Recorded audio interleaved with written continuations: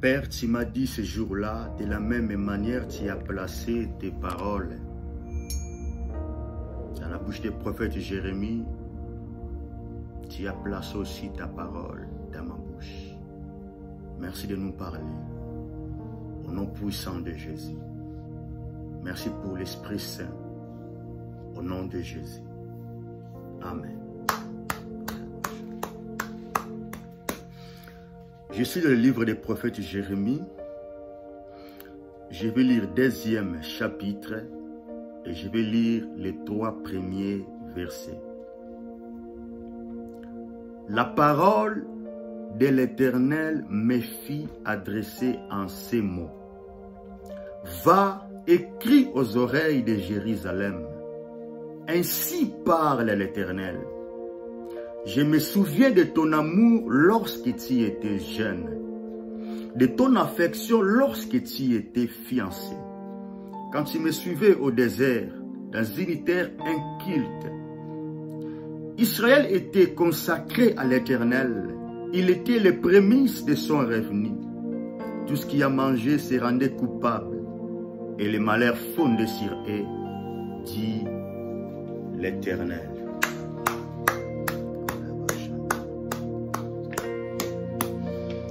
Alors, écoutez-moi très bien, comme j'ai toujours l'habitude de dire.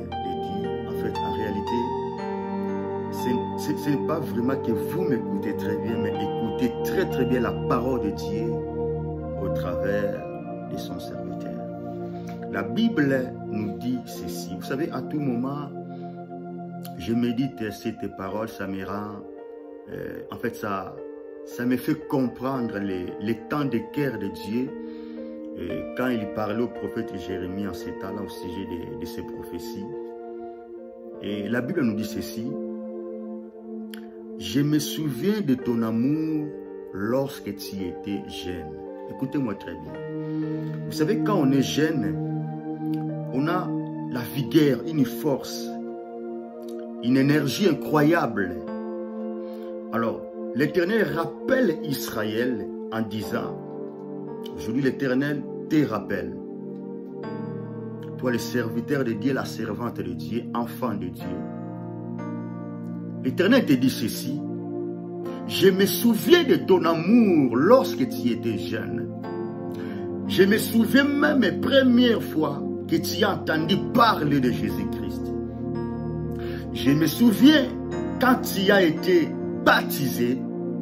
L'Éternel te dit, je me souviens quand tu as reçu Jésus étant que ton Seigneur et ton Sauveur.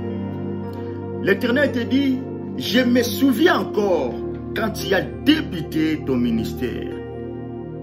L'Éternel te dit, je me souviens encore quand tu défendais la saine doctrine. Et la Bible rajoute, je me souviens de ton affection lorsque tu étais fiancé. Écoutez-moi très bien, Église. Vous savez, quand on est fiancé de quelqu'un, pendant les moments de fiançailles, on démontre une affection, vous voyez, à ton partenaire. On essaie un peu d'exposer de bonnes œuvres pour que ton partenaire soit flatté, vous voyez, soit convaincu, pour que vous allez jusqu'à vers le mariage. Alors, l'Éternel rappelle Israël. Aujourd'hui, l'Éternel te rappelle. L'Éternel me rappelle. Il dit, je ne suis pas amnésique, moi l'Éternel. Je ne suis pas quelqu'un qui oublie vite ce qui vient de passer. Non. Je ne suis pas amnésique. Je me souviens de ton amour, ton affection, lorsque tu étais fiancé. Vous voyez. Je me souviens quand tu t'attachais à ma parole. C'est ce que l'Éternel est en train de te dire. Je me souviens quand tu me cherchais. Je me souviens quand tu avais de bonnes intentions. Je me souviens quand tu me craignais encore. Je me souviens encore. Je n'ai pas oublié. Ça m'a dépassé. Ça m'a dépassé. Ça m'a dépassé de voir l'affection que tu me donnais. Je me souviens encore. La Bible nous dit, là l'Éternel continue à parler. Je me souviens quand il me suivait dans les déserts.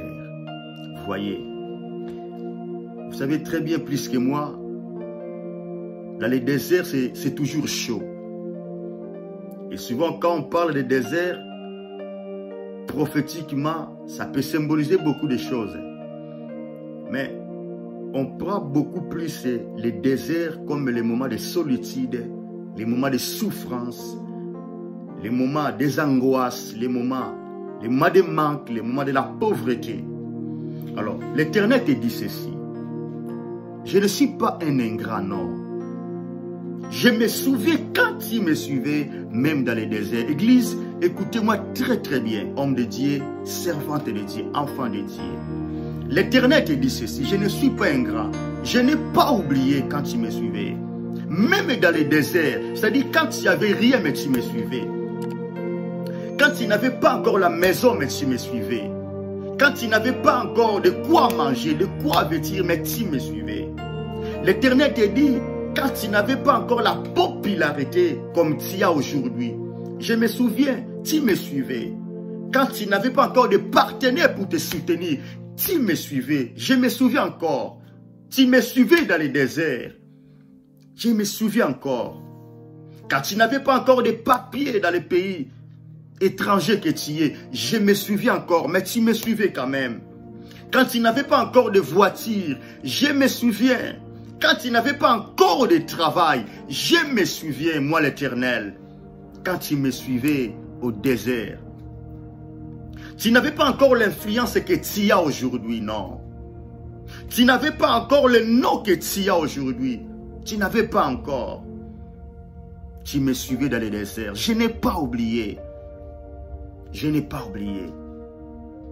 Quand tu souffrais, mais tu me suivais quand même. C'était dans les déserts. Je me rappelle encore Israël. Je me souviens encore l'Église. Je n'ai pas oublié. Je n'ai pas oublié. Je ne suis pas amnésique. L'Éternel te dit, il n'a pas oublié quand tu les suivais. Quand tu souffrais, tu galérais, tu pleurais. Quand on t'insultait. Mais tu les suivais quand même. Tout ce qui te concernait, c'était ton amour envers ton Dieu. Quand tu n'avais encore rien, vous voyez, tu les suivais quand même. Quand tu étais encore dans les débuts de ton ministère, tu étais zélé. Vous voyez, tu craignais Dieu. Quand tu étais encore fiancé, tu t'attachais à lui. Tu avais de bonnes intentions. Tout ce qui te concernait, c'était partager la bonne nouvelle. Tu gagnais des âmes pour Jésus. L'Éternel te dit, je me souviens de tout ça. Je me souviens. Je n'ai pas oublié. Je n'ai pas oublié. Et la Bible rajoute quelque chose de très très fort qui me fait très très mal, j'avoue. Je vous ai dit, à tout moment, je médite cette parole. Je peux ressentir l'âme de Dieu ou le cœur de Dieu. Sa tristesse en fait. Il rajoute dans le 3e verset, il dit, Israël était consacré à l'Éternel. Écoutez-moi très bien, Église. Au moment dont je te parle, tu as été consacré. L'Éternel commence à te conjuguer dans les temps passés. Tu n'es plus consacré, mais tu as été consacré. La Bible dit Israël était consacré à l'Éternel. Israël n'est plus consacré, mais Israël était consacré à l'Éternel.